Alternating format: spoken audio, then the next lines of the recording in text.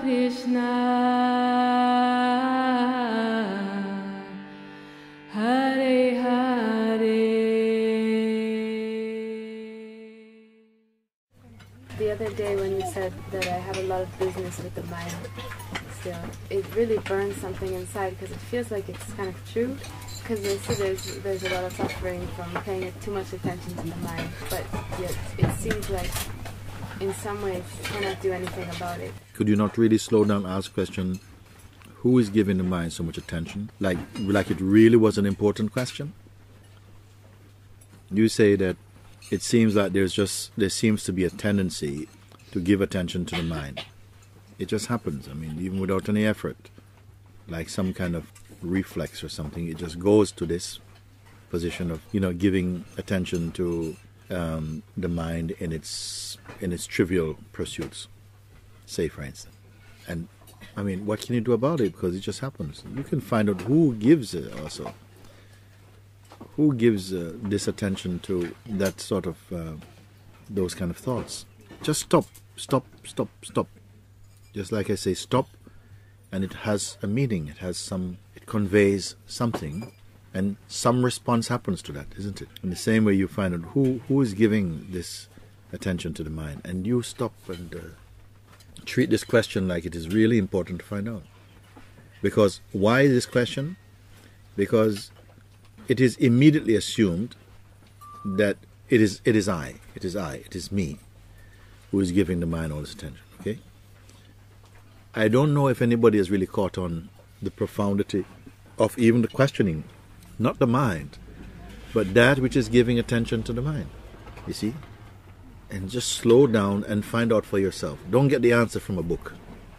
Don't get the answer from a book or somebody else. Find out for yourself. Because in the actuality of discovering it, without using imagination, even that questing is itself have a power. It's focusing the attention to try and identify the one who gives attention to the mind. And also what watches the one giving attention to the mind. First, try and find the one who gives attention to the mind. If it can be found, you look like that. Because you watch the action, you watch somehow the attention going there again. What is doing that? And what is that? That is something you can do. And to do this, you don't have to go anywhere. You don't have to get any tools. Right where you are, wherever you find yourself, this inquiry can be done. And I feel that there is much more profound than studying books or just watching videos or something. Find out and see if at the end of your finding there is still what you call you, either if that is still the same, if the one that intuitively is sensed to be here, truly here, and not just a fleeting thought, you will clarify what when I arises inside, you'll know what it is. That is the most that don't miss this opportunity also.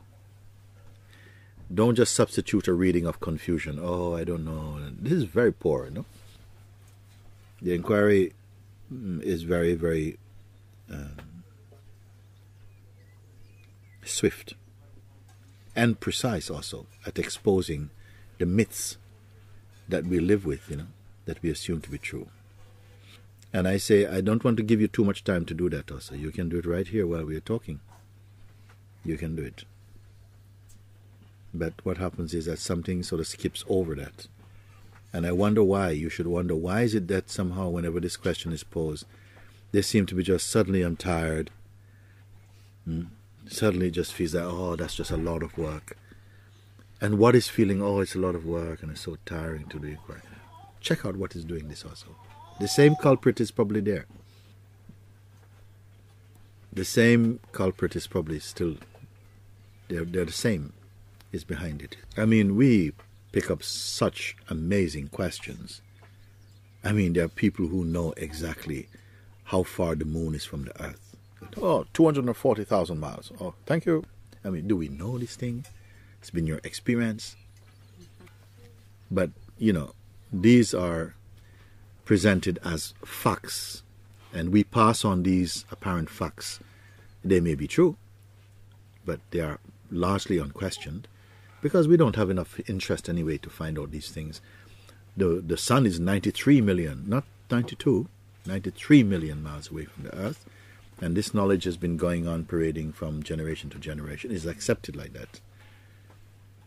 And we build spacecrafts to go to the moon and to bounce about, and spend a lot of money to do that. But to ask the question, what is behind all this creativity? Who does it? Who is the I in it? Who says, I'm looking at the Earth from the moon? One great step for mankind. Does that one know who he is? So my question is a much more basic question than a mathematician question or physicist question. Even you may regard yourself as a physicist. What is a physicist? Who is a physicist? Something, not just merely an answer, but something explodes out of real inquiry, or implodes, you could say also, where that burns up all your so-called assumptions. So say again what I forgot what you was talking about. What is it? I'm sure you still remember. Just that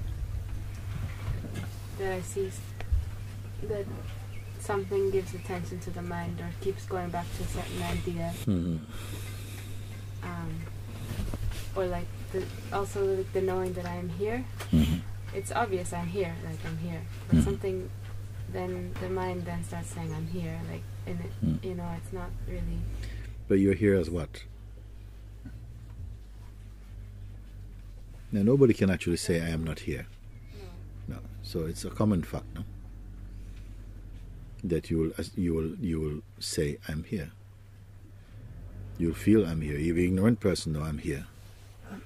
They will not say I'm there.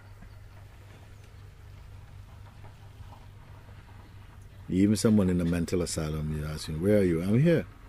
You say, I'm over there. No, I'm here. So it's no big deal you're here. But as what are you here? You should look. At least look, even if you don't find out exactly. The looking as its own power.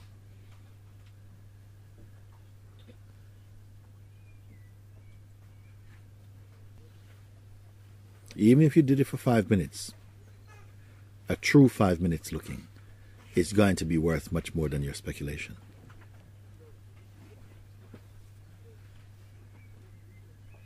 Even if you try and say failed, that trying genuinely is attuning your attention into the heart. That cannot be a failure. It does something. It's better than sitting around looking at the moon. She came today, no? She was reading this book. Was it today or yesterday? Yesterday, and I said to her, she was saying she was having trouble with Bhagavad Gita. And I know why, you know. Translation. You know? Not only translation, because most Hindus, they know Bhagavad Gita, because it's very much akin to Hindu religion in a way, almost. Lots of do's and don'ts. So I said to her, there are other Gitas, and today we gave her one, Ashtavakra Gita. Better you read this. That will not trouble you. Some scriptures will trouble you. You know, man, you do this, and then, you know, don't do that, and then so and so and so. And it's like, you know, it's like, oh my God, I wish I didn't read that. Because it's allegedly come from God, and I don't know what to do with it.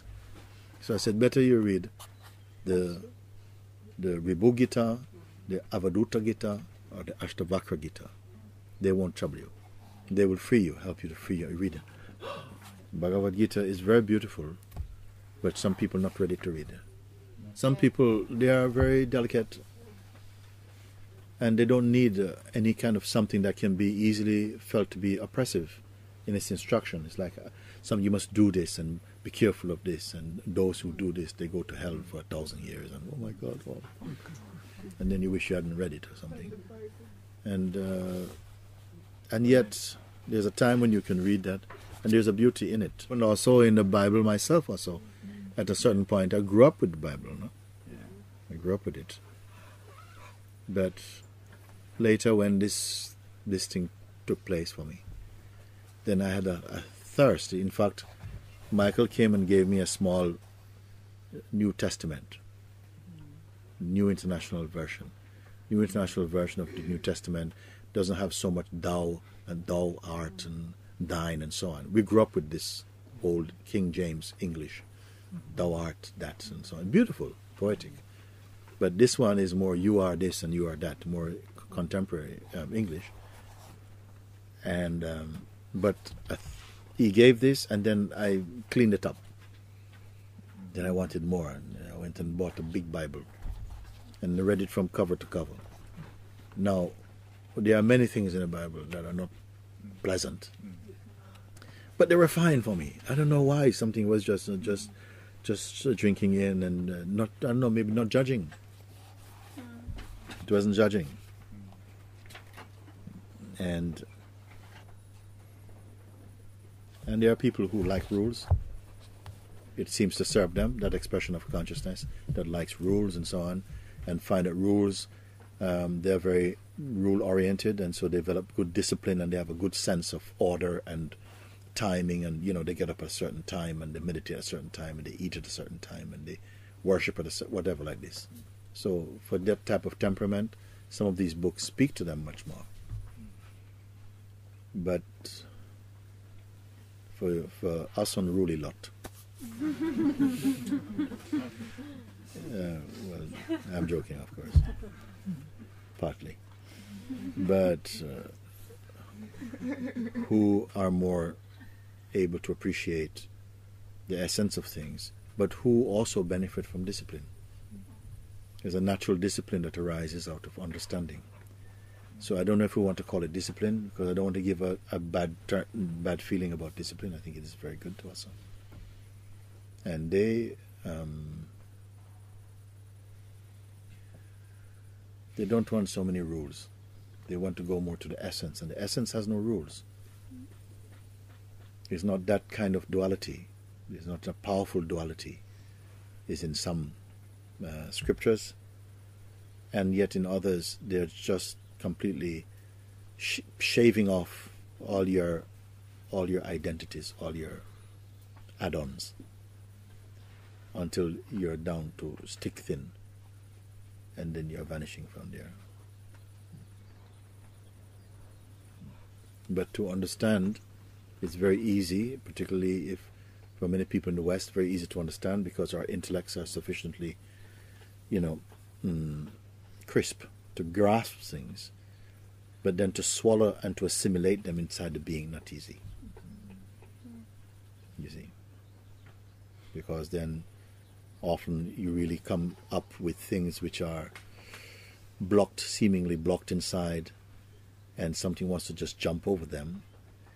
And if you are not totally present with that in the heart, whereby when you are, you're guided energetically, you're in an energetic relationship with that movement, then you sense when is the time to inquire in this time, and when is the time is not for inquiry. Another time is just for acceptance. Acceptance is the wind that's blowing now, and something just is very much. Another time is abandonment.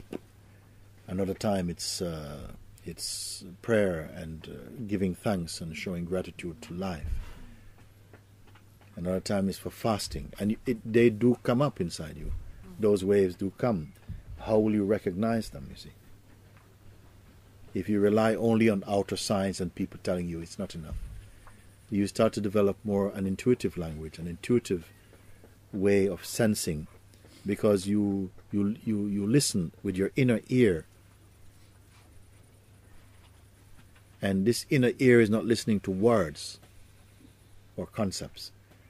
It's like attuning to a kind of vibration that you cannot speak about, but you just find that somehow you're left empty with nothing to say, but totally full in the beingness. And all directions they fail, they dissolve. North, south, east, west, up, down means nothing for you at all. Then somehow your mind is being attuned to the nature of the self, like that. then don't be thinking, oh, but how can I get on in the world and stuff like this. This is the mind still sending up some shoots. You have just mowed the lawn. Now the mind is already sending up some shoots. How am I going to get on? How can you do this kind of stuff? And where will you stand in this? First, you have to see who is being attacked here also. And they say any remnant of the person inside that will be feeling I am under attack or something. But for the one who is quiet, sees that even this one is still a false, it's not true. And this will be the final vanishings. These identities will not be true. And what is left is nothing to debate about. You once said that we are so accustomed to effort that somehow we find it difficult to find a space of effortlessness. Yeah. I find it so true, and this is what I call discipline for myself in a way. A lot of wrong effort. Yeah, wrong effort. And, wrong effort. Right effort is okay. Some effort is going to be needed in the beginning to somehow correct the bad effort. Might take a bit of effort to discover the effortless. You see, because effortless, nobody can improve. It's just somehow whatever seems to obstruct the intuitive recognition of it, that is to be removed somehow. So this is when you use the word discipline in the correct sense. It's like I need discipline to be effortless. Isn't it? Sometimes we think I need discipline, too much discipline makes you tight. Yes, sometimes it also makes you tight. Wrong kind of discipline. But the right discipline helps you to be free. And some people think, I'm free to do what I want. I said, but that's not freedom. Freedom is also the freedom to do what you must do. Also, to face that moment and to walk that path also. When it is right. And when is it right? These things you cannot put in a manual. You have to sense them. Your being becomes so sensitive. Your whole self becomes like a spiritual organ. Your whole being becomes a spiritual organ, tuning into your source vibration, tuning in, listening like that. In the meantime, you chop your vegetables, you do your work, you send your emails. There seem to be the waves on the surface doing. You say hello, talking and stuff.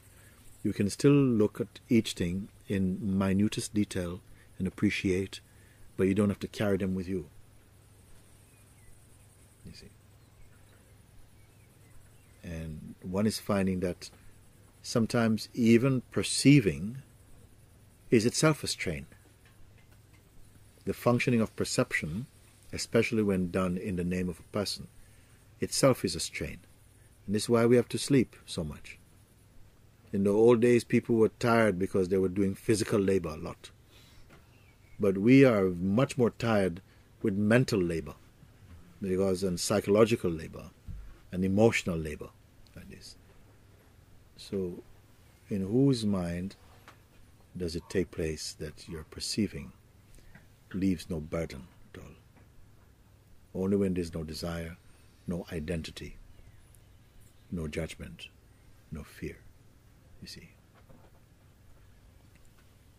Then the eyes open, the senses are functioning. It's like they're not working for anybody. They're working for the universal being, if you can say like that. And this question, who am I, is a profound joy, is there? Because it never produces a person anymore. There's no person to respond to this question, you see, this introspection. Just it introduces a space that is beyond person.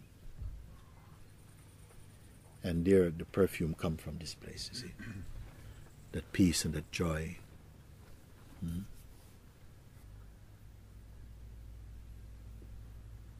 In Bhagavad Gita it said something. 1 out of millions of beings are searching for the truth in the right way. And from those, 1 out of millions find it as it is. No wonder people feel frustrated.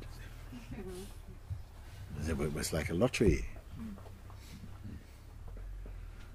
And I say, but if it reads 1 out of millions, your attitude could be, well, if there's 1 out of millions, that has to be me. Why not me? But something inside has not been able to just accept that fully, knowing that the same totality, the same truth is inside everybody already. And this is what is called the mystery, because we are all that. But awakening to this, being conscious of this, this is the birth of spirituality. And I feel, why not? If 1, why not 100? Why not 200? Why not? Has the universe set a law against such things? I don't know. But I'm not prepared just to accept that. Should it be that a Buddha is released every 2,000 years? I cannot accept that. The Buddha is in every form. It's there. You see. It's a question of attitude. This nobody can produce. It must already be in you. Some urge, some churning is already present that yearns for, just like when you fall in love. It's an expanding power. More and more it's growing, stronger and stronger it's growing. Then when you fall in love with the truth, then something stronger is pulling. The pull becomes stronger and stronger, you see, until it is just inevitable. It is inevitable, meaning the truth cannot get away. Or your blindness cannot persist, whichever way you want to look at it. Everything false becomes painful. Everything false becomes painful, Vasu say. Whatever is not true becomes painful. And when we act somehow, if our actions hurt other beings in some vicious way, even in some lack of awareness, and it comes back to you, it's the triple time more painful than normal. You see? And that's your own inner Zen stick that keeps you on the path. If there were not beings like this, I don't want to be on this planet. I don't want to be here. I don't want to be on any other planet either. But I don't want to be here. If there was just here just to kind of get some fame, get some money, you marry a good cook or whatever, have a few children, take holidays when you want. What the hell are you doing here? There has to be more than that. Even for a fool gazing up into the stars must have this glimpse that it has to be more than this. Look at the possibility, the potential of the consciousness, the behavior of consciousness and the mind inside its body. And ask, how far can it go and where can it end? What is the most auspicious discovery that can be made? And keep quiet, but don't fall asleep. Keep your question alive in you.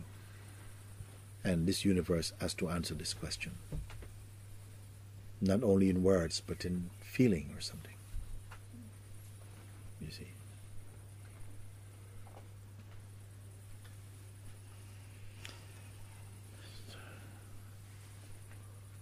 Thank you.